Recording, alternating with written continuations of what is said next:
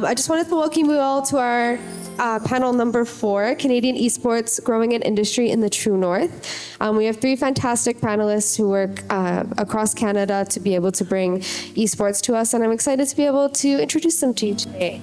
I'll start with Melissa. She works with Esport Canada, and she's going to give us a little quick keynote speech.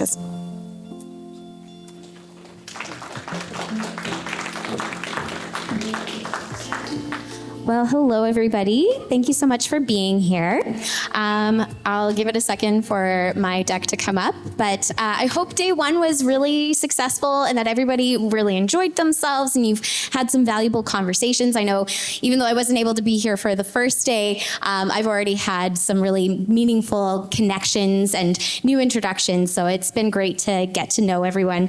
But this morning, I just wanted to spend a little bit of time looking at the Canadian esports landscape, and I know that all of us are contributing in our own unique ways, and so we're gonna just dig into that a little bit and talk about what this means for all of us individually and then also collectively. But before we get into things, I do always like to start everything with a land acknowledgement, so I'll ask for the next slide. So Esport Canada brings together a community of gamers, usually on a virtual space, and representing the treated and unceded territories across Turtle Island that we consider to be Canada. And something that's really, really important for us to recognize and acknowledge is the fact that reconciliation is something that is our shared responsibility, and it's something that we shouldn't be compartmentalizing and saying, I'm going to work on reconciliation here. We should be working on reconciliation in all the work we do, which extends into the stuff that we're doing to support esports across this country. So I do also want to specifically acknowledge the fact that today, we are meeting on the unceded lands of the traditional territories of the Musqueam, the Squamish, and the Tisplay. I think I said that correctly. I personally come from Treaty 1, and it's an honor to be here with you today. Oh. So when we think about esports, a lot of times these conversations tend to center around those big events, the showstoppers, the ones that get tons of attention, that draw in big crowds, that we all get excited about. And we do have a lot of things to be proud of for a country of our size, to be able to produce some world-class events. And it is really exciting to be part of that, but our industry is so much more than that. Next slide, please. Something that's really unique about Canada is that not only are we able to produce some world-class events, we are also developing some really incredible talent. We are overrepresented per capita in terms of our talents that are on the global stage, and it's really incredible to see that. And really, this is something that we should be highlighting more and really investing our time into. We have some incredible people to be proud of. Next slide, please. So obviously, when we think about esports and some of those greats, these are a few of the people that come to mind for me. We've got Jane Abson Twists and Scarlett as being some really standout players from different games, different titles, and they stand to be incredible role models for us. Even on the last slide, we had Stephanie Harvey as one of the OGs in the space who I personally really admire, because not only has she demonstrated incredible success as a player, but she has seamlessly navigated and adapted her career to be relevant throughout every change. When she was no longer competing, she was coaching. When she was no longer coaching, she was management. When she was no longer management, she became a business owner. And she's been actively working in the space and navigating so many changes in ways that we should all be really emulating and replicating ourselves, because it is incredible to see how fluid and adaptable she's been throughout her career. But there is so much more to this space. Next slide, please. So the Canadian esports landscape, these are my friends over at the Entertainment Software Association of Canada. If you are not aware of them, please, please, please go read all of their stuff, because it's not specifically all just esports stuff, it's game industry generally. And there's some really, really valuable insights that they are able to share with us. And the more we're able to leverage the work that they're doing, partner with them to highlight different stories of success, the more we're able to actually make a difference and grow together, because these kinds of statistics really give us a peek behind the curtain as to what this industry actually looks like within our country. And so a few of the things I want to draw your attention to around, obviously we know like what our GDP looks like, and we know that we have a lot of folks that are gaming.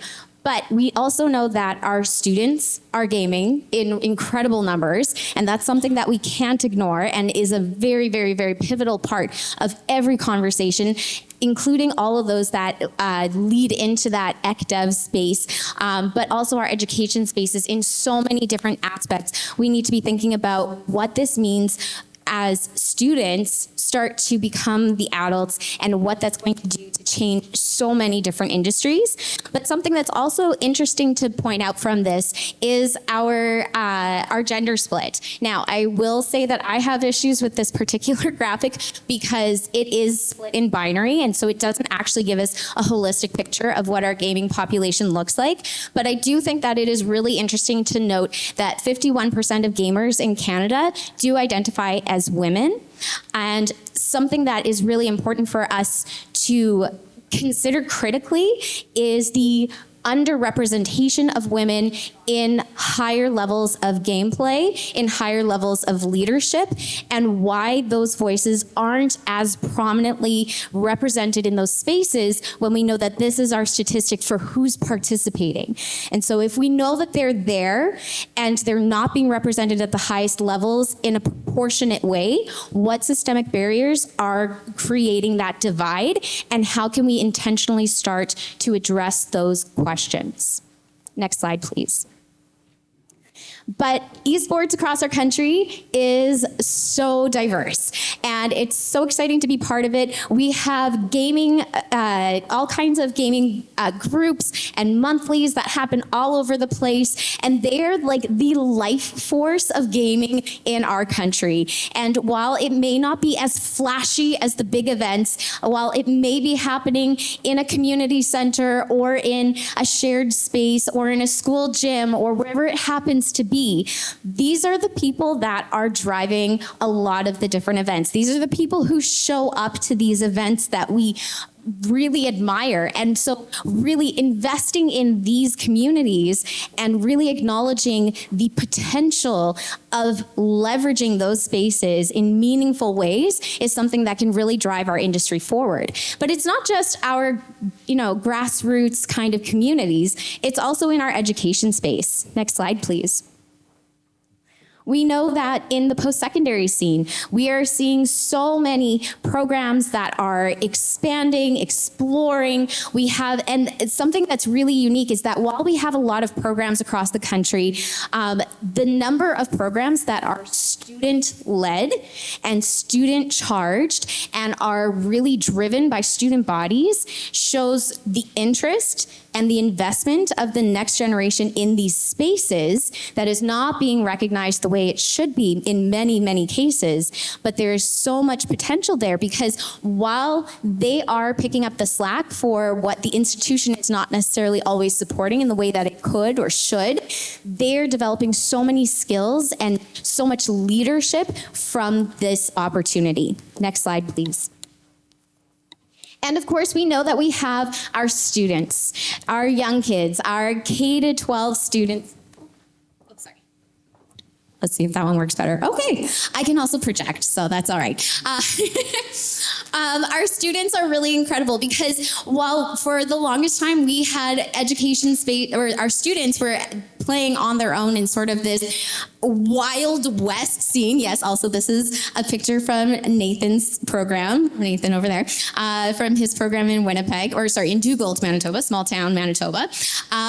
what we are starting to see is now the emergence of programs in schools. And it's a really, really growing scene. And there's so much excitement around creating a space that acknowledges and values the interests of our students in meaningful ways and leverages them to empower student learning, autonomy, all kinds of connection. It's a really incredible space. And all of this is happening within Canada right now, but Canada is also part of a global space. So next slide, we'll take a look at some of that global consideration. So obviously we know that the gaming space has massive statistics around what is happening. And granted, these are around gaming and not specifically just esports, but it is all connected. It is part of the larger ecosystem, part of the larger landscape, and it does play a really pivotal role. But it's a role that hasn't been really clearly defined at this point. No one has really taken a stab at how esports meaningfully connects. Like, this is the role of esports within the ecosystem of gaming. And I think that that conversation is one that's really fun to play with. But we do now have a lot of larger bodies that are coming into the space, seeing the potential and now starting to explore that space, whether that be in tandem with gaming communities directly or with different business leaders, with game publishers. There's so many different ways that they can explore it. And so they are changing the way we talk about esports and the way that we are strategically building some of these conversations. So the Olympic Esport Games is coming up in 2027 and is something that is going to really shake up the landscape, because now we're having some really critical conversations around jurisdiction, around convening and governance. And many of you in this room know that I have a hot take on the choice of terms there. We've already had the Pan Am Games happen. We have over 60 countries globally that are recognized by their national Olympic organization, and many are also now receiving federal funding from their ministries of sport. But we're also seeing regulation through now WADA and a lot of those other agencies that are in those traditional physical sport spaces that are now looking at what does this mean in the esports space. And those are conversations that we need to be having, because they do have a trickle-down impact on each of our gaming communities and what the future looks like for them. But something that's really unique about the Canadian space that we've seen, and hopefully we'll see more of, is collaboration. Next slide, please. So we're seeing more crossover events where we have our friends from different community organizations, from collegiate, now partnering with different physical sports spaces, with entertainment spaces, looking for opportunities to collaborate, looking for opportunities to expand the spaces that we traditionally siloed ourselves into, so that we can make a different impact, so we can reach a different audience and connect in different ways. And really, at the end of the day, that's what a lot of us have been drawn to through esports, is community. And so one of the things that has to be central to our conversation moving forward about esports and the future of esports needs to be community. And community is always best when it is not siloed, but shared and expanded, because then there becomes a place where everyone belongs. And it's not just happening in our sports and entertainment spaces. It's also happening in our post-secondary spaces. Next slide, please. Back one, please. Thank you. So something that we're starting to see more of and want to see more of is looking at collaborations between our K-12 student spaces and our post-secondary spaces, where now all of a sudden our students can go into those spaces, enter that room, that venue, and go, oh my goodness, that thing that I'm passionate about actually leads to something. This is real, it's tangible, and it allows people, these young students, the opportunity to dream. It gives them the chance to see themselves doing something with a passion of theirs that can actually translate into something that maybe they had been told previously was just a hobby or just a game. And you have to put the game down, do something else, go outside, right? Don't worry, going outside is still important. We don't want them to not do that. But it is something that actually allows them to dream in a different kind of way. Next slide, please.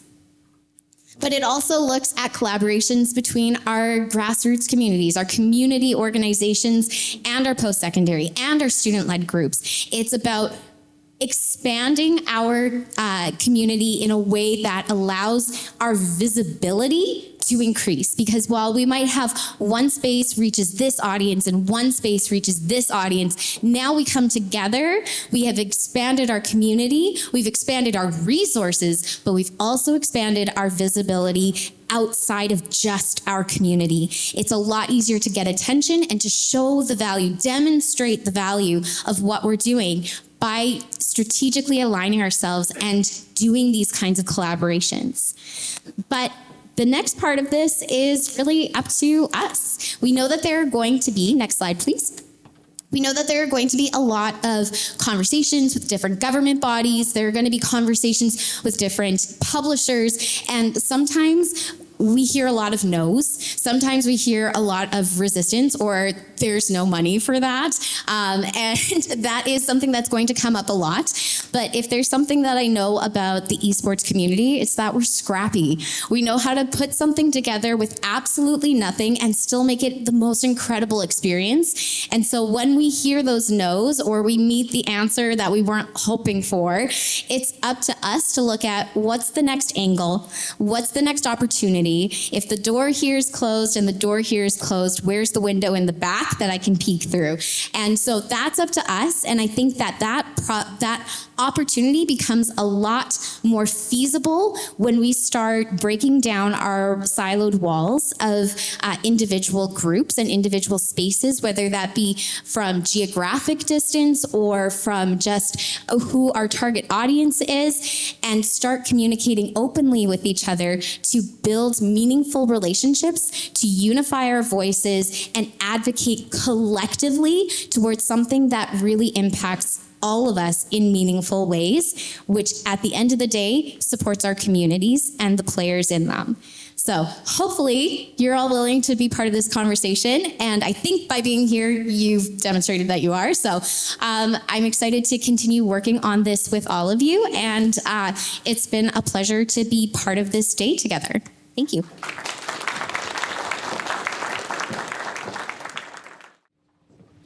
Thank you guys all for attending today. I'll just have us start off with a quick introduction, your name, what you do, and why you love working in esports, or why you've chosen to work in an esports environment. My name is Myra Davis. I'm currently the esports head coach with Keyano College. I'm as well the vice chair with Esport Canada, work along with Melissa. Previously to these positions, I have mostly done team management in my career, specifically in the League of Legends scene, 6 years semi-pro, 2 years professionally. Kind of got addicted to taking care of gamers, so that got me into esports. Previous organization, CLG Energy, and now I run a college program up in Fort Mac, Alberta. That's tough to follow up. My name is CK Dhaliwal. I'm from Edmonton Screen in Edmonton, Alberta. I support the interactive digital media sector, and so supporting people making video games, AR, VR, all that fun stuff. I got into esports by volunteering my time at Esport Canada, the Alberta Esports Association, and I got to help run the Alberta Esports Expo in Alberta in 2023. Oh my God, that's a long time ago. Yeah, nice. And yeah, one of the things, obviously, why I volunteered my time to do that and to help kind of make this all come to reality is because esports is it's a beautiful thing. It's a combination of culture and the community, and it's always a reflection of, what an ecosystem, the people that make it up look like, and I think it's kind of beautiful. So I volunteered my time to help try and work and be the middleman between, some of our government stakeholders, tourism industry folks, and some of the grassroots folks who are doing some incredible work, just because, as it's kind of been told, there's a lot of stuff going on. It's just trying to make sure the right information gets the right people. So I'm hoping to be that weird middleman in between and make sure you guys all have what you need to make Canada an esports destination for everyone. Hi, I'm Melissa. I am a lifetime gamer and not a very good one. I definitely don't hold a candle to Myra's abilities, but I had come into this space in sort of a strange way where back in 2016, I found myself transitioning from a career in musical theater professionally into education. I felt like a fish out of water and wanted to find something that would make me feel more grounded in my new career. And so I I started a middle school esports program at a tiny little school in Manitoba that was literally one hallway and had like less than 200 kids. It was tiny. And that one middle school program, I was able to grow into a provincial school esport association. And then in 2020, we aren't limited by physical distance when we're playing esports. So I started Esport Canada, and then long story short, I know lots of folks in this room know Salil Gupta, and he's one of my all-time favorite people. It was actually him and Scott who had approached me and said, hey, could you expand your organization to include a competitive division? Because for Canada to compete internationally in some of these competitions, it has to be attached to a national not-for-profit, and I had trademarked the name and had registered us as a federal not-for-profit. So long story short, we expanded and then also added post-secondary, and so then that became our three major divisions, was our education space for schools across the country, our post-secondary, which was all the colleges and universities, and then our competitive space, which ranged from grassroots up to our national teams. And the way I like to describe it is essentially we're the Hockey Canada of the ecosystem, where we are not the NHL. We don't have professional franchise teams, never will, but we do Timbits. And we take our kids all the way up from Timbits hockey, Timbits esports, all the way up to our national teams, that World Juniors kind of level. And that's how we function within the ecosystem.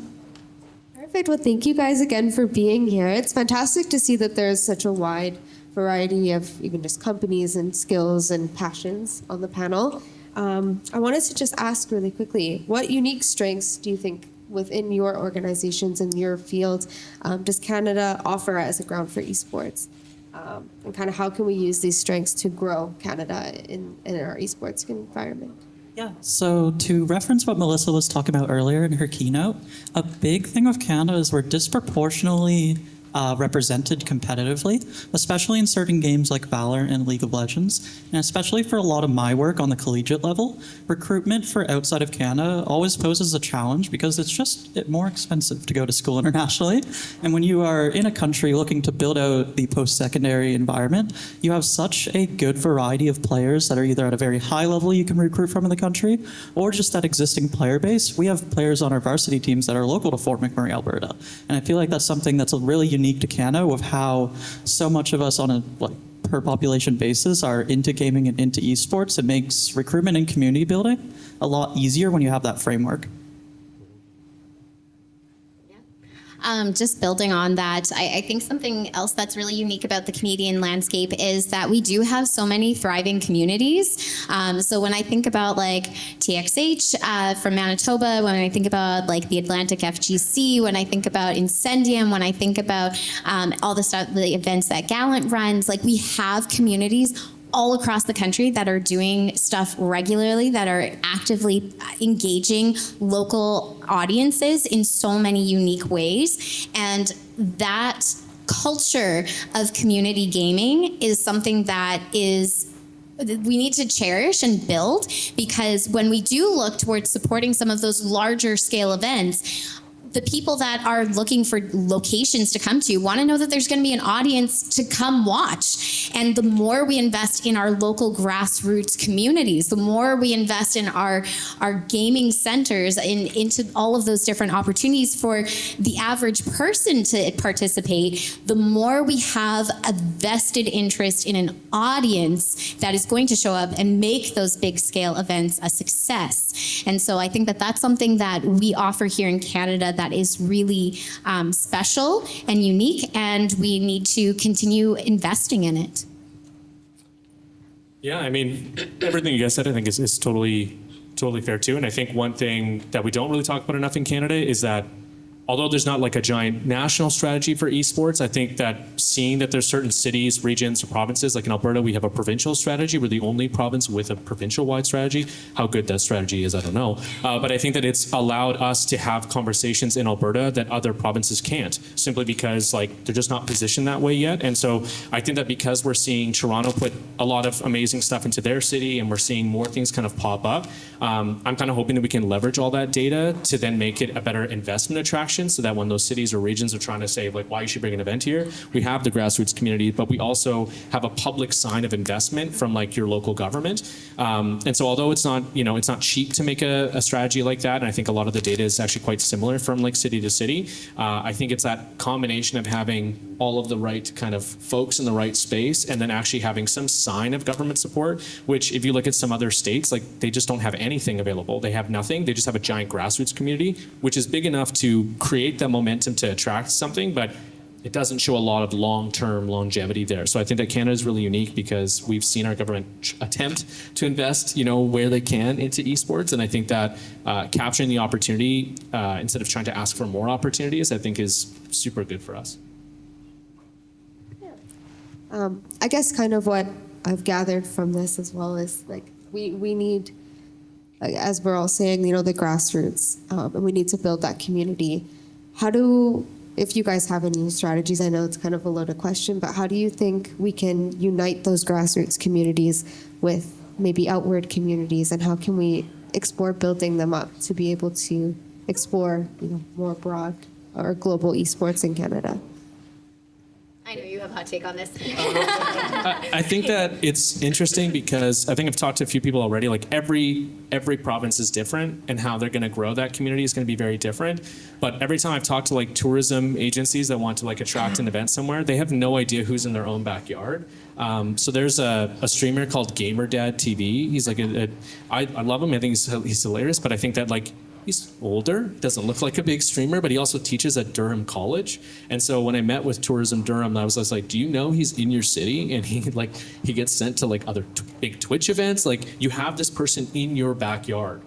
And you, like, not that one individual and that one company is going to carry them to success, but a lot of times they don't even know who's available. And so I found that like one of the easiest things to do is to understand what does my ecosystem look like and where does everybody communicate. And the other problem is like everyone's on Discord, which is cool, but like if you're like 60 different chats half the time and you're getting so many messages, imagine what like your local government is trying to understand about this. It's like, yeah, just join the Discord. You'll find all the information you need. And so I think that when it comes down to building grassroots communities, it's one, understanding who's there, talking to them and trying to understand who they want to connect to, and then that simple act of just trying to get someone the right resource of where they need to go instead of just money or like anything else like that, I think is going to be much more impactful to grow your grassroots community over again, trying to go to the government and ask them for a bunch of money to then try and figure out how to build a grassroots community. Just like which way you want to kind of work on trying to do that. But I'd love to hear your guys' perspective. Yeah, I think that there's something that's really interesting about Canada is that because we have so many different, so much diversity, province to province, city to city, there are so many different opportunities for different events, for different audiences to be attracted to specific spaces. And so like the events that are going to hit up a space like Toronto aren't going to be the same kinds of events that'll have massive success in, say, Regina. And so something that can be really helpful in that exact process where you're talking about, where there are just so many different voices, is looking to different provincial bodies, whether it be like the Alberta Esport Association or Saskatchewan Esport Association, where they provide a centralized location where hopefully all of those different voices and communities that do really well to serve their specific community now have a centralized spot to say, this is what we're experiencing, this is what we're seeing, and bring all those unique perspectives to one place so that then we have a centralized body that can then take all of that data, take all of that information, find the opportunities, and advocate on behalf of the communities much more effectively, because now it's coming from a centralized voice instead of just noise from a lot of different spaces. And so I think we can be a lot more effective by leveraging those kinds of bodies. And I know that that isn't necessarily an option across the whole country. I know that BC has that, Alberta has that, Saskatchewan has that, Toronto, which is a massive space and is doing some incredible stuff, doesn't have that. And so there's also still the dialogue and question of, is it necessary in all spaces, and what is the benefit to it? And I think that that's a conversation we should be having more regularly, and that includes being able to bring, Alberta Esport Association, Saskatchewan, BC, into conversation with communities from like the East Coast and stuff like that, to look at how could this benefit you? Does it make sense for your ecosystem, for your spaces? And how can we leverage this to make an impact? I think on top of understanding your ecosystem and understanding your community, another big thing is you have to understand really how to reach out past the regulars that you already get through esports in your communities. So many people actively game without understanding or knowing what esports even is to begin with, and the only thing really preventing them is knowledge. When you look at anything from a fighting game tournament to some sort of watch party for a professional event, there's a lot more people you can reach if you start branching out from your comfort zones of, oh, we're just going to post in the Discord and add everyone that there's a Smash tournament this weekend. Surely 20 people will show up, and actually starting to branch out. Up in Fort McMurray, we work collaboratively with the public school board, so we started promoting our high school Smash tournaments through the parent newsletter. That's not going to reach the kids that already like the video games and know what they're doing. If the kids knew, they'd have a blast. But you're already starting to tell the parents who might go, oh, I see my kid playing video games all the time. I should tell my kid. It's great when they get out of the house. It's great when they can go make friends. And really starting to branch into the areas that are not intrinsically used to the gaming communities we have, that are not intrinsically used to the ways that we normally communicate in our channels, and expanding that way, not just for the ecosystems around you to work with the gamers, but for the gamers to work with the ecosystems as well. Because once you start normalizing it, the growth becomes so much more easier. All wonderful, wonderful opinions. Honestly, I'm like amazed. It really goes to show that there's so many things when it comes to esports. Like, it's not just a video game. You know, there's policies, there's regulations, there's many things to consider, and how important it is for, you know, Canada to start to grow that. I just wanted to ask what you guys are kind of doing, and like what you're, I guess we've kind of already talked about it a little bit, but what are your organizations doing, and where do you see opportunities for Canada in the future, and maybe like bridging the gap and coming together, even though there's still weaknesses, but making sure that maybe there are strategies? I think really building out at the scholastic level is the next big opportunity for esports in Canada, not just in the post-secondary level, again, with like Keyano College where I'm at, but also, again, looking at the elementary, middle school, high school levels, and understanding that it's not just about the competition. I think the competition is actually the least important aspect of it all, but it's about the community building, and it's about, again, normalizing it. When you're looking at these kids, they're already playing games, some of them quite literally every day, all the day.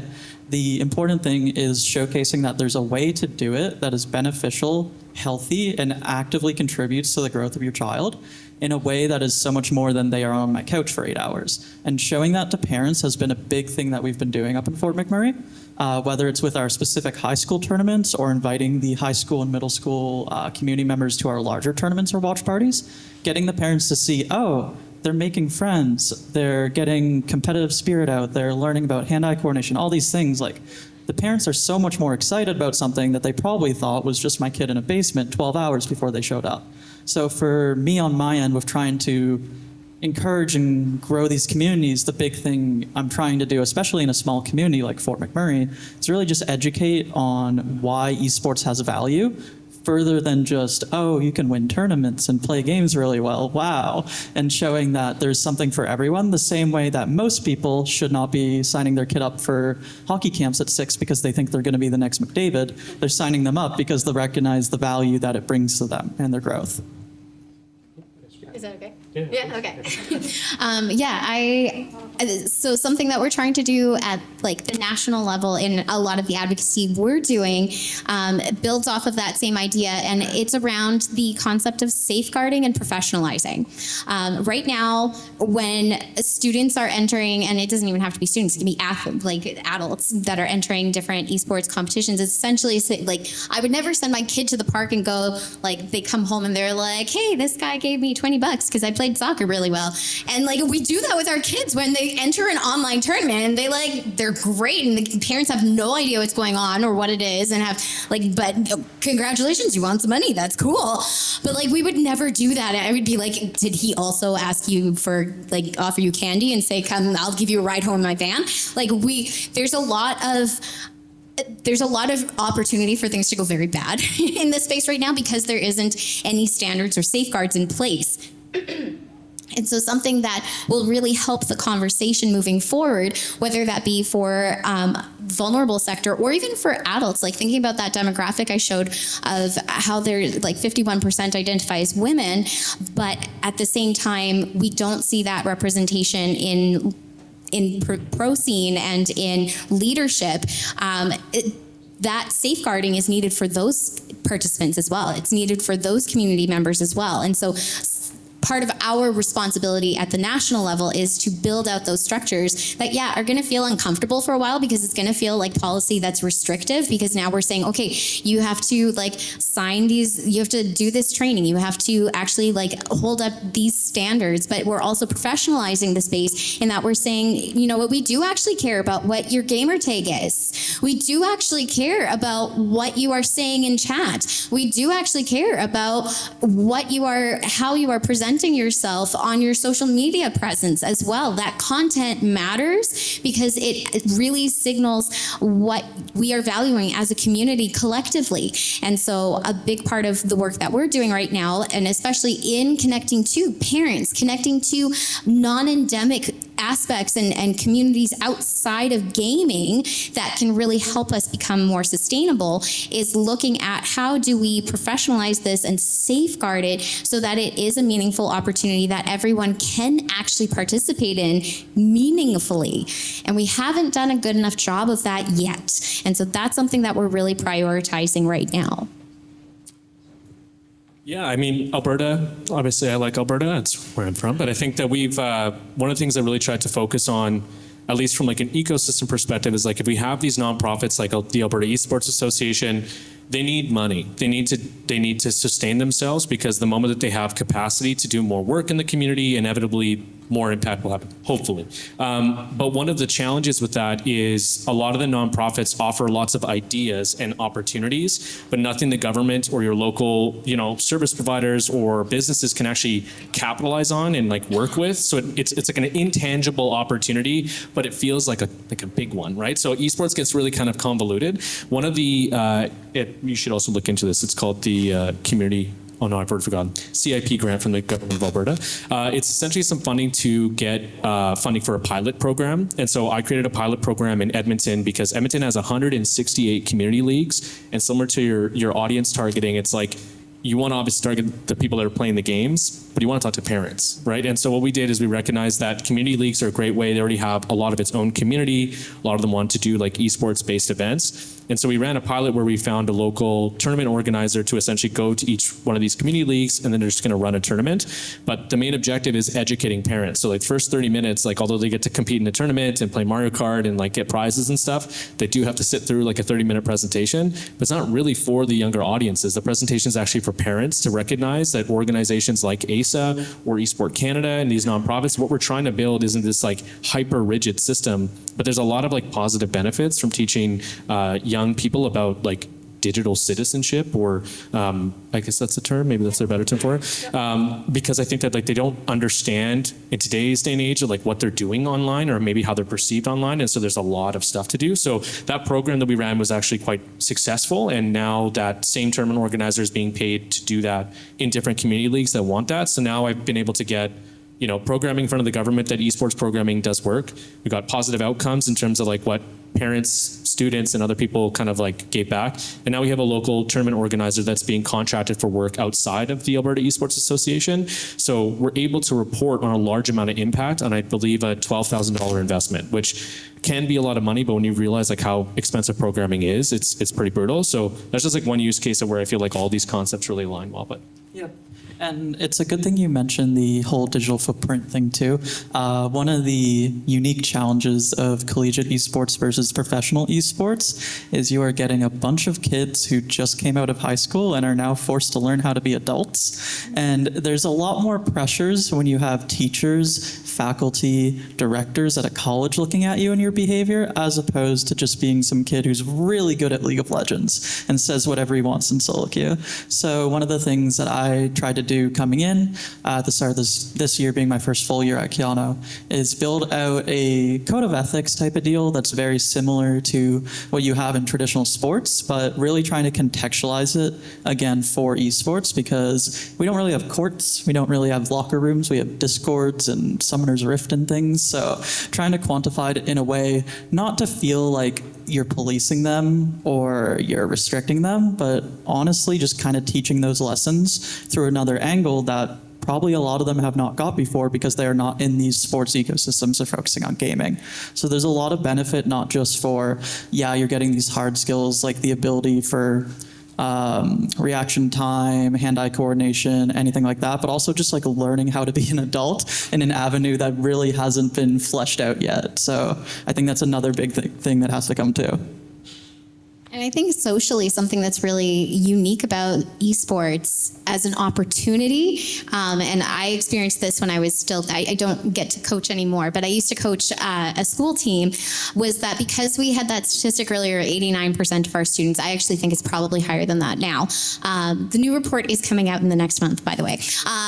But something that's really unique about the space too is that while we are gaming very passively as a culture of gaming right now, these kinds of spaces do give us the opportunity to have some of those critical conversations and set some different kinds of expectations that positively impact and benefit the ecosystem as a whole. But it also gives us a really cool social opportunity, because when you have 89% of your kids participating in something, that means the kid who's the subreddit kid and the kid who's the captain of the hockey team are now on the same Rocket League team. And the social skills that they learn and have the opportunity to develop by working together towards a shared goal, a shared vision, is so unique. And that is something I have not seen replicated anywhere else in the education system. They have to do their schoolwork kind of in groups sometimes, and they like begrudgingly do it, but they don't have a shared goal. When they're on the Rocket League team together, they have a shared goal. And it doesn't mean that they end up being best friends. Believe me, it did not happen that way. However, they did learn how to communicate respectfully and meaningfully with each other, which ultimately is a massive benefit to our society as a whole. We know that there are a lot of issues across the board and things are getting tense globally. Esports gives us an opportunity to really address that in a way that impacts each person individually. It gets right to the core of who they are and teaches them how to have different views, different opinions, and still work towards something together and speak to each other with kindness and respect in a way that moves us all forward together. I can have my own views and goals and things that I want to accomplish. Yours can be completely different, and that doesn't mean that we can't coexist in a meaningful and beneficial way. Esports lets us do that, and that's something we have to cherish and nurture. Yeah, and I also think a really important part about this too, especially when you look at the scholastic and collegiate side, is again the angle about teaching these life lessons. One of the things that I have said to every team, every group of players I've ever worked with, is an important lesson that a lot of us have probably had to learn at our first little high school job or maybe our first corporate job of, you don't have to be friends with your teammates, you have to be coworkers. Mm-hmm. And learning in an environment, it's always very apparent when I have players that have played traditional sports. They know how to understand these interpersonal conflicts well. They know how to really deal with that environment, and being able to teach such a larger group of students who, again, you're going to have everyone from the photography club, some kid who goes only on the computer, to the basketball player at your college playing on your League of Legends team. You have such a wide diversity, and you finally get to reach this group of students within your institutions that you really don't get to through anything else. I really resonate with this just as a university student who's also in esports. I did an esports presentation. I remember the football kid went, "Whoa, esports is a thing?" And I was like, yeah. So yeah, definitely like the whole community building thing and how we can, uplift and how we can promote these different social aspects, but also how do we kind of manage the safety aspect, and how do we manage the different policies and the regulations, and how do we kind of make esports more of a thing instead of a concept? Like, how do we bring it all together instead of being so broad in that it doesn't fit into sports, but it doesn't always fit into community building, but it doesn't always fit really anywhere? What could maybe, the government, or what could other different policies kind of do to bring esports more together? Or maybe what could your guys' organizations do, for example? So I'm going to start with the most annoying question I always get about esports is it a sport? And in my opinion, through the etymology of the word and its cultural impact, does not matter. Where it matters is when you look at legislation, when you look at protection, and when you look at the logistics being built out. To me, the definition of sport no longer matters on, your physical prowess. Is chess a sport? Is darts a sport? We had breakdancing at the Olympics. There was tug of war in the 1900s Olympics, right? What is a sport? And to me, it's important to have these classifications be moved more so to have protections, to have structure built out to support those participating. For me, the reason we have sports institutions, why we have safe sport, why we have coaches training, is not to justify that hockey is a sport culturally. We all get that. But it's to make sure that what we are doing is safe, what we are doing is structured, and what we are doing is replicatable. So for me, I do think over time it will certainly be within the sports umbrella. But again, it really doesn't matter about that argument of, is it valid enough to be sports? Who cares? You need the structure. You need the protection. If you're sending your kid out to some tournament, you need to know that who you're sending them with can be trustworthy. Again, you don't want that weirdo in the park giving your kid $20 for winning a soccer game. But you need to have something that you can look at that you understand either from other parts of what we've accepted in our culture, like Hockey Canada training, Basketball Canada coaching training. I did soccer referee training when I was in high school, all these different things, and being able to put it into our institutions at all levels is really what the important part about sports is for me. And it really does not matter about that argument of does it deserve to be a sport at this point. I completely agree, obviously. We work well together. But I think some of the question, I know that there's a lot of debate and a lot of really strong opinions both ways around whether esports should be considered sport or not. Ultimately, I think a lot of that is going to be out of our hands. A lot of those decisions are going to be made for us. I think that the reason it hasn't really, or one of the reasons, I shouldn't say the only reason, one of the reasons that it hasn't really figured itself out quite yet is that the thing that makes esports very, very different fundamentally from physical sport is publishers.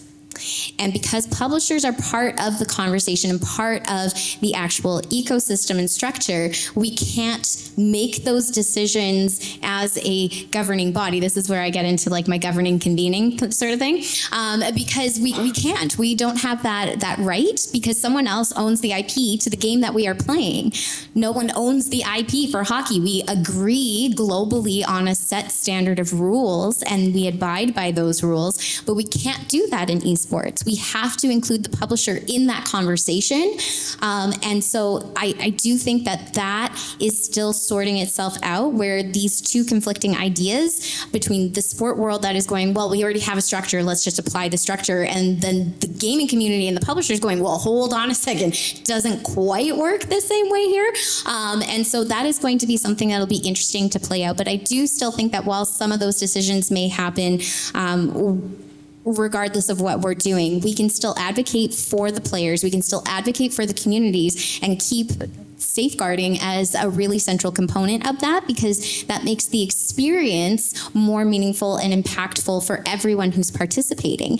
I know even for myself, I've had many experience, I never play on comms, because when I would play League on comms, the first question I get is, oh, are you a squeaker? And I'm like, well, this is fun. And then as soon as they anticipate that I am actually female identifying, then I get set up for failure, and it just happens. And so that's a large part of the reason I ended up playing mid lane for so long and not bot, where I wanted to be originally, because I knew that I couldn't rely on my teammate unless I was duo queuing to actually work with me. And so mid lane let me do my macro game that I love to do. But I think that that's going to be something that'll be interesting to play out. But I think something that's going to be really important for us as individual communities with different opinions on how this should play out is to keep an open mindset and to look for how we can still work together, even if the higher powers that are making the decisions come up with a solution that we don't necessarily agree with. And what are the opportunities for us to continue doing the incredible work that we are doing, regardless of what that decision is, and how do we work together to move the needle on those? Yeah, I mean, maybe this is a bit of a hot take, but I think the only reason why it's important for anyone to figure out whether it's a sport or not is because if it isn't, what is it? It's not whether or not it's a legitimized sport, but without a really specific position, we're all going to the government to ask for support for different things. The collegiate pathway is very different, but the reason why I believe more in collegiate than a lot of other areas growing in Canada right now is because it's much more of, there's a clear line of sight, and people are trying to see how this gets built up. And like Chris and Shadi, everyone that was on the panel yesterday, they all shared a lot of really great insight. But the thing that I walked away from that conversation was that, like, I have an idea of what they do. And I think that, like, in the competitive scene, like we've seen, like, how do we know that we're going to have the best of the best representing us in the world? Well, you need a giant ecosystem first to filter through all the average players versus like the top tier ones. But to do that, you need all these events. And so there's a big conversation around, you know, is it a sport? And I think that's only because if you don't call it that, then we need to kind of define what it needs to be. And then again, going to every province, they're going to have a different perspective around the value of esports. And so I feel like it's one of those things where even if we agree on like what the term should be, I feel like we need to have a much more clear definition around then what's the value? What are we actually getting through some of these streams? Because what you're going to get at collegiate isn't going to be the same for the competitive landscape. But I feel that if we, again, had some sort of like national strategy for how we're all doing things, everyone would be able to find their line of best fit a lot better. But because right now there's so many opportunities to pounce on, it's hard to know what it is. So that's why I get lost in the sport thing. To be honest, I don't really care. But I think that people debating it and then not actually claiming what it is much worse. And so I think that if everyone can decide on what we want to call it, if it's esports with a hyphen, I don't care. But we need to have some sort of collective idea on what are we talking about? Do we all agree with this? And if things need to be changed, then like we need to have a way to communicate that and find those pathways, like having Esport Canada, these nonprofits to communicate that. But I think we're going to get stuck in the same spot we have been for a long time and kind of stagnant growth if we don't actually have a strong value prop, which I've probably repeated a billion times. So sorry. No, you're good.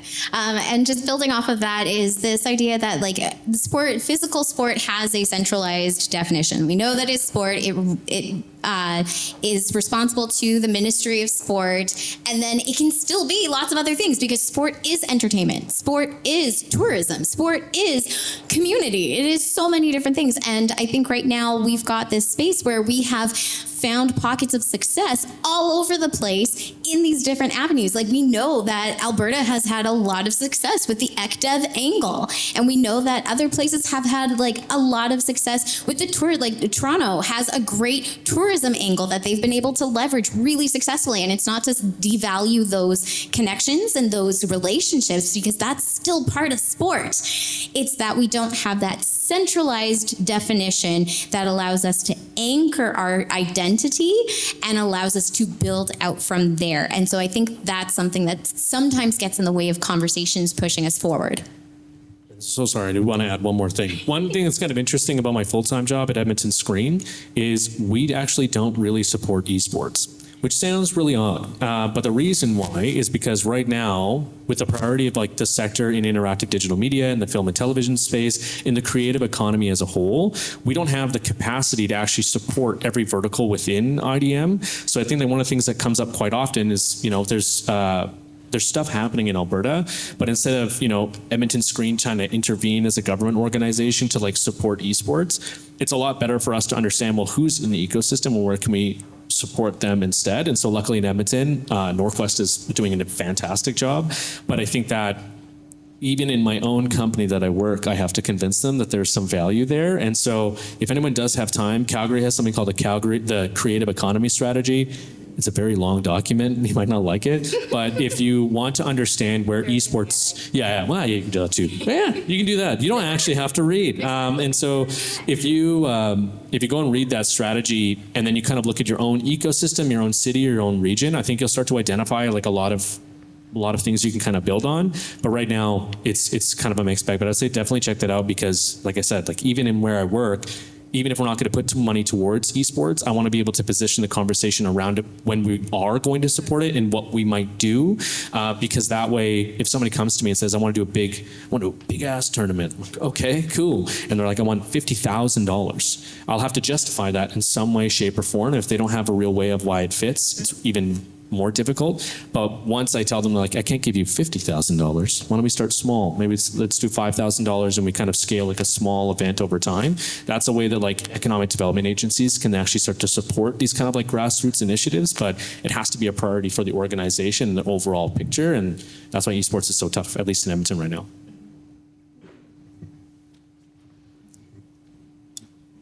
Okay. Lots of talks about, what everyone else is doing and kind of like what we should be doing in these different talks that we're having.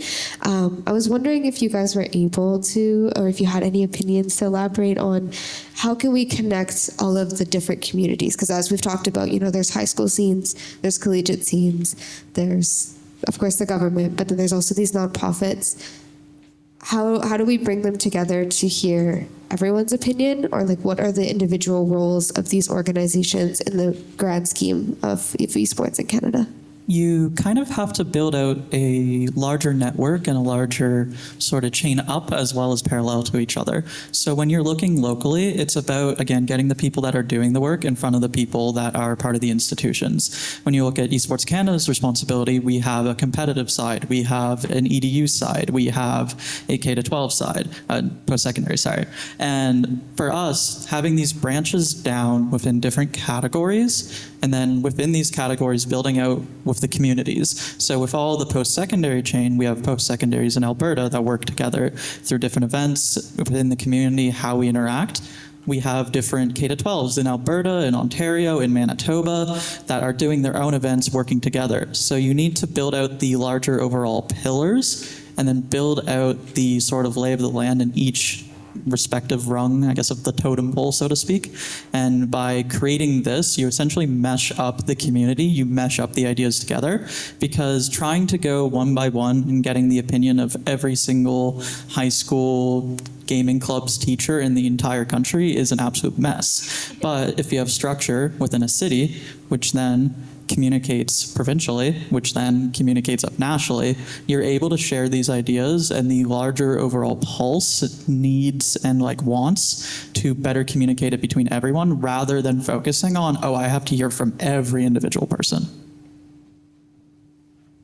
Yeah, I definitely think we need to rely on those structures. I'm a big fan of those kinds of structures because I think it's connective tissue, right? It gives us a place where we can share different perspectives, and it's important that we have diverse perspectives in those conversations, and then it allows for more effective collective advocacy to the appropriate bodies. And it doesn't mean that you can't advocate at local levels too. That has to happen. But as long as we are communicating those things in meaningful, effective ways, then we can be more constructive, we can be more cohesive, and we can show a much more unified front if we're all coming at it with different angles and accidentally talking to the same person from different angles. Like, it just kind of muddies the water. So I'm a big fan of looking at that sort of provincial national structure to help facilitate that voice and advocacy. But I also think events like this are a really big part of it, because quite frankly, I know most of the people in this room, you're all lovely, and you've probably heard me say all of these things already. So thank you for being so kind.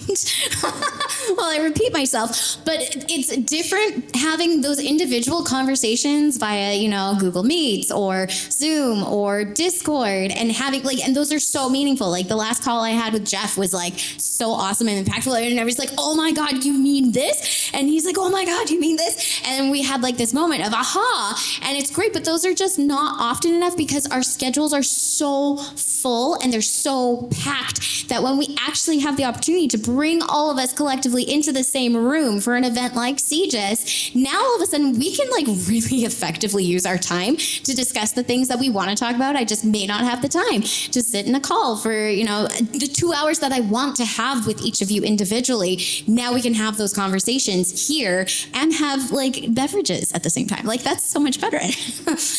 So I think that this needs to keep happening because it also gives us a little bit more excitement. Like, we're doing incredible stuff, but it is a bit of a slog at times, and it can get hard, and we are very isolated at moments. And so that can start to wear on you.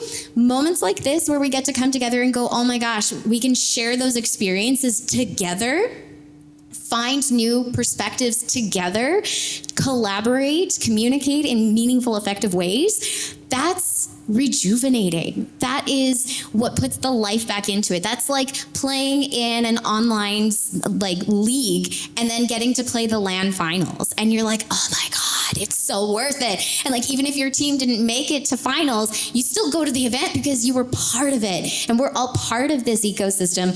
This gives us the opportunity to come together for our LAN finals. And we need to make sure that we're also investing in this and finding the time and the money to have these opportunities. So thank you to Gallant and everybody who put this together. Clap. It's worth it. I just think it's obviously like a tough challenge because I think that I like to look at it where we need a combination of governance to make sure that we're creating the atmosphere in which people want to actually do esports stuff, but we need also to have like clear-cut revenue streams and sustainability built out. And so I find that like if we're trying to blend a world where the comms works, I think that, yeah, as you mentioned, like this event is like very, very important, but I think it's also understanding like how do we be more intentional about our communications and how do we speak as a group? I think that if I was going to tell you like how many events happened in Canada, I have a spreadsheet I've been using where I track everything manually, but it should be something that everyone can rely on to understand like what are the average attendance numbers for events in Canada. Maybe you don't need to know that if you're running like a grassroots collegiate thing, but I think that eventually you might get poked by one of your brands or a potential sponsor that might want to know these details. And I think that not having an aggregate of what everything looks like is really challenging. But I think that we're dealing with a weird scenario that I've seen in the game development space where if you create a lot of programs to get people into game development, but you don't have anything after that, you're going to get people in a really bad spot and you're going to get people very discouraged and they're going to be stuck and they're going to also hate the industry and you're going to lose buy-in over time. And I feel like with esports, it's like we're creating these governance models, which are a necessity, but for what? A sustainability model is needed. Yeah, you got to have both. It can't be one or the other. And I think that that's kind of the challenge right now is that the lack of capacity for like nonprofits to do all that work at the same time is why we're kind of in this bit of a rut where we have some people, some cities winning, which is awesome. I love that. But also other cities like Edmonton, where I live, I'd love to have them to be more highlighted too, but we don't have a value prop. And so it's more of that. This is why you're one of my advisors. Right. That's it. I think an important thing too is that overall for esports, we need to stop glamorizing how it's all about professional play, which is kind of ironic as someone who worked in professional. But for me, a lot of the sustainability of traditional sports in a national level has very little to do with the pro leagues. As mentioned earlier with Timbits, that is one of the easiest revenue streams for youth hockey and how they build it out, building out programming that actually takes what has already been culturally accepted, right? We don't have anyone really on a large scale pushing these sorts of ideas forward. There's little pockets, but building out some framework, some map where you can look at this is what these communities do. If I'm here in Edmonton, Windsor, Ontario, like wherever, and I go, okay, I want to build this, esports is awesome, it's this cool new thing, and you have a structured like playbook that'll put us all in a good space. But to do that, you also kind of have to accept that it's not all going to be, glitz and glamour about it. It's building out the small things at the ground level, which really makes it all flourish. Sorry. Super quick. We are working on that. So if you want to be part of that process, hit me up. I just have a weird question for the audience. Is anybody here from Hamilton, Ontario? Great. And the reason why I ask is, do you know what your libraries are up to these days? Last time I was You, there, sir. They had a cool makerspace last time I was there. I don't know if they're doing anything cooler now. They're having a big Super Smash tournament at a bunch of I don't know if it's a bunch of libraries or one library, but I saw that there was a schedule of that kind of stuff. And I think that it's cool to see that happen. But if even the local people involved in esports or like the grassroots community people don't know these things are happening, it's a good indicator that like something's broken in the communication channel there. Like the fact that Ontario is killing it in so many ways, and then all these small pockets of grassroots activations are happening without being flagged. We need to find a way to make sure everything is being showcased, because it's all the 1% of things happening that's going to allow us to show that there's value to be invested into. Okay, this is something I get really excited about super quick. So this is where that piece about reconciliation gets me super excited when it comes to the esports space. So something that doesn't get talked about is the incredible stuff that's happening like in the territories and on reserves. So we have a bunch of northern reserves in Manitoba that can't participate in physical sports at their schools because they aren't close enough to actually play games against other teams. But they've started esports programs. And those esports programs now let those students have the same equitable opportunity as all the kids in metro spaces without having to leave their home community, which gives them better access to their culture, better access to their language, better access to their community and support. And something that's really cool that's also happening is that the entire reserve communities are rallying behind this. They're all showing up. All the aunties and uncles are showing up for these kids' high school esports games and having like these huge dinners and powwows around it. We have a reserve in Yukon territory, or sorry, not in Yukon, in Northwest Territories that is starting to do this as well, and they're connected. Like, these are people who have been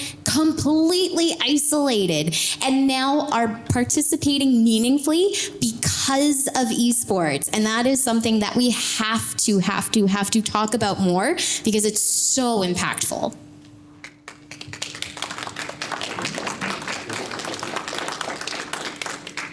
Perfect. Thank you guys so much for everything that you've said today. I feel like it's been really insightful. I wish that we could keep talking, but we're getting a little bit low on time. I did just want to really quickly open it up to audience questions. We'll probably be able to take one or two. I apologize, audience. They just have so much to say. So I'll just take any questions. I'll do green. Sure. Yeah, so follow-up question, CK and Myra, you both kind of mentioned the professional scene of esports, and CK, you mentioned, this issue of game development, right, where we're creating all this programming and infrastructure, but like, what's next? And I know this week we talked a lot about community stuff and academic stuff, but what more do we need to do, or what does it look like? What are the sort of systems or decisions that we need to make as an industry to invest and connect Tier 1 professional esports to all this other activity that we have happening? I think, okay, this is very much a complicated answer, and you start getting into a lot about the economics of what Tier 1 actually is. To be perfectly frank, as someone who's worked in it, there is a lot that needs to be done to make it sustainable for us to even be wanting to push people up to the degree that you're suggesting.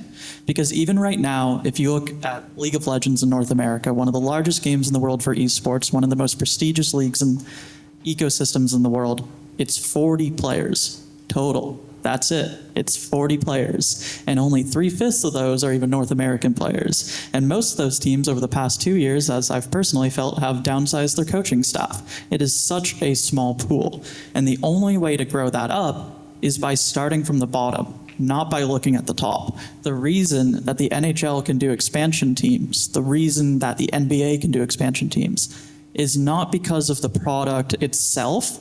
It's because there's a drive, a desire for it that's been built out through the communities. When the Toronto Raptors came up, there was already a culture of basketball being built.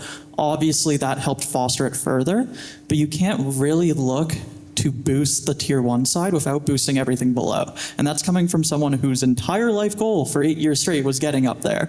And for me, we've kind of hit that point where the unsustainability of Tier 1 has been shown forefront and center.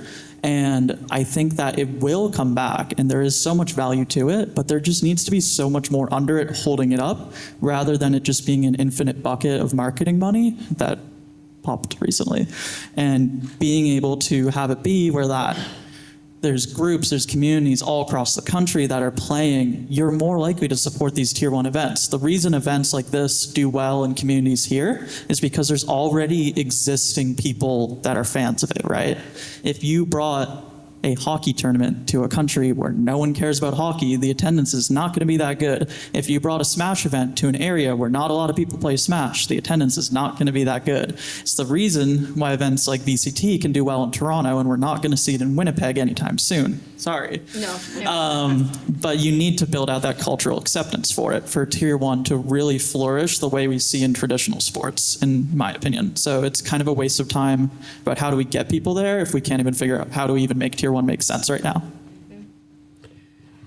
Yeah, it's a good question. I feel like there's a lot of things you could do, but I think Chris said it a million times, like, water your own grass. Like, there's probably more in your backyard than you realize. But the challenge is, if you're thinking about like you maybe as like a government organization or a post-secondary institution, you don't have the capacity to be a detective and find out like, you know, this person who's on Discord, who's running this entire community in Calgary, doesn't use their real name anywhere on the internet. They don't have an email. So you as a government person, or again, a PSI, how are you supposed to justify that you want to work with this person and invest $5,000 into them? You've never seen their face.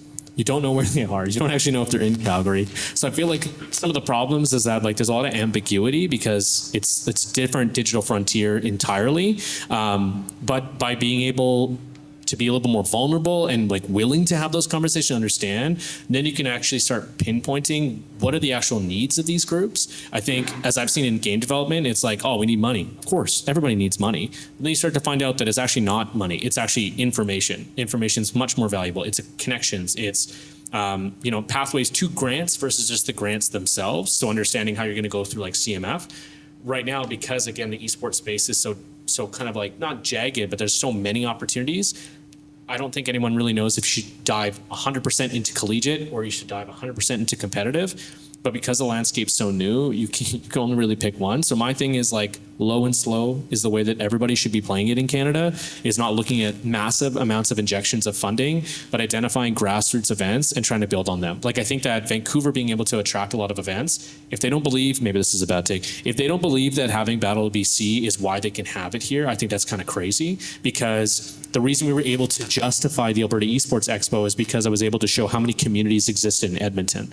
So by being able to do that, show what's going on in Calgary, what's going on in Lethbridge, much easier to kind of talk about that. But I think that it takes time to invest into mapping that all out, and that's where it's really tough. So obviously I'm bullish on Alberta because we got a strategy and we have some big brains like this individual here. But I think that it's going to take time, and I think a lot of, again, ECDEV government agencies have to do a little bit of the groundwork of finding out who they want to invest into. Because I've also seen there's nonprofits in Edmonton that are like, hey, we're doing this really cool thing for the IDM sector. And I'm like, great, I want to support that. And then I ask, what's like your 1-year plan? If I give you like $1,000, which isn't a lot of money, what are you going to do with it? If they don't have a plan, I'm like, well, then it's going to be really hard for me to give you some cash because I don't know where this is going. So hope that answers that a little bit. That was great. I saw your hand up first in the pink, yes. Great. Thanks so much for this panel. Super enlightening. So I work in the games industry, been working there for about 17 years. And coming to an event like this is very enlightening. Also, it's my friend Dave. You should meet him too. He's from the games industry. Hey, Dave. So my question is, as a game developer, I want to open a dialogue with esports and to understand what kind of games are the most impactful for your communities.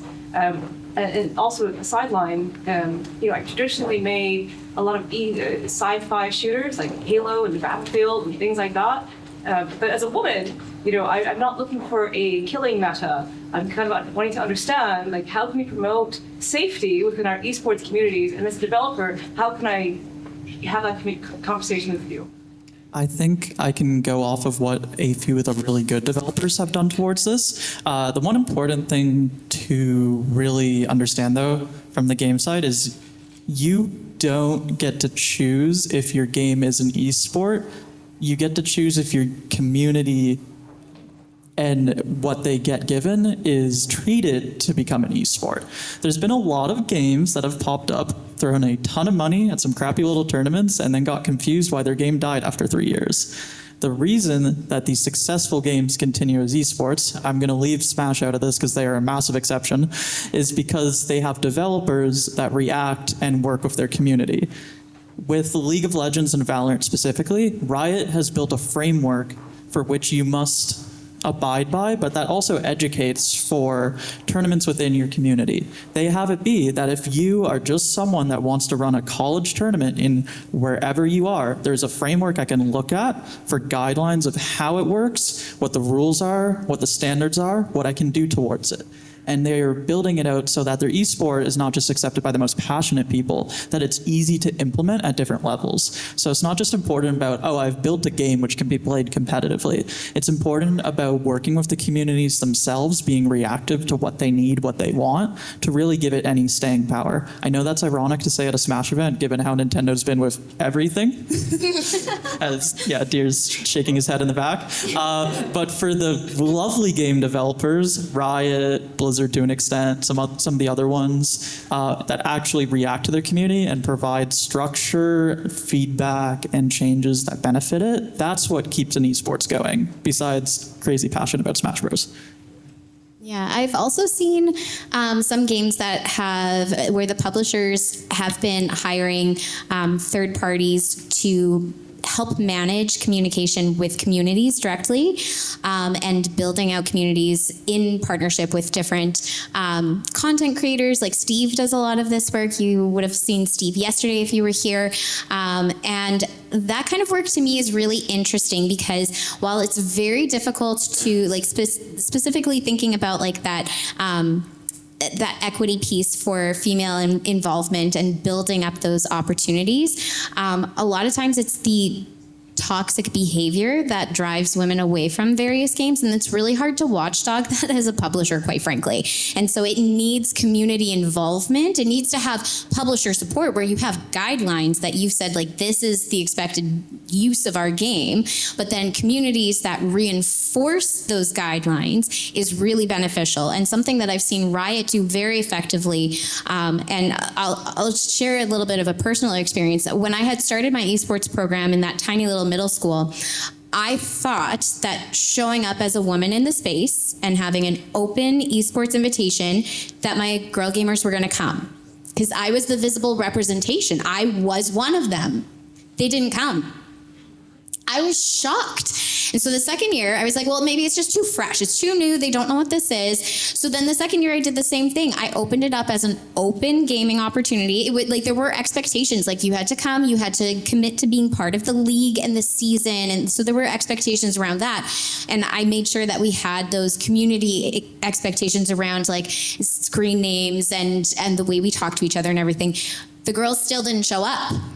And it is just so ingrained in the culture of just society in general. I can't even pinpoint it as being a gaming problem because we see it everywhere. It's not just gaming. Then the next year, my third year, I offered a girls and gender diverse only day in addition to the open day. So they had the opportunity now to go twice. And at the start of the year, I had just as much participation in my girls and gender diverse day as I did in my open day, and the gender split was pretty obvious. But then by the end of the year, over half of the girls that were in that specific affinity space were now participating twice. They were now coming to both of those opportunities. And so now we're starting to address the equity piece where we are holding the open space to a higher standard, and we're giving an extra opportunity for additional support, not only in skill development, but also in just confidence in the space and their own abilities to now be able to have twice as much investment.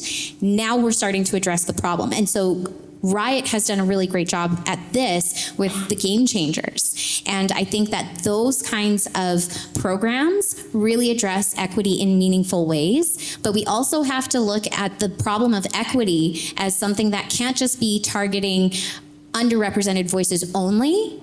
It's not just about elevating those voices. It's not just about investing in those people, because it's not even just a gender issue. This is like, there's a lot of racism in gaming culture as well. So we need to address these things, but it also then looks at what is our responsibility to developing allyship and addressing some of the root causes of the toxic behavior. Why aren't we talking about men's mental health? Why aren't we talking about social emotional regulation for men so that then they have the skills to successfully navigate their own emotions in a productive way rather than one that contributes to destructive behavior? And so by really adopting that sort of holistic view and leveraging communities to do that work, because the publisher can't watchdog all of that. That's not feasible. Now we have an ecosystem that can work kind of more cohesively. At least that's my guess, my hope. I kind of hate to cut it off on such like a deep question. I feel like we could probably go into it so much more. We are unfortunately out of time. But I will just say, I think all three of you are kind of sticking around for the rest of the day. Yeah. No worries. So I know that there was a lot of other questions in the audience. So if you have any questions or you just want to chit chat, I'm sure they'd love to even just talk about their favorite games just for fun. You can find them around. I think we have another networking session today. But yeah, thank you guys so much. It was really, really insightful.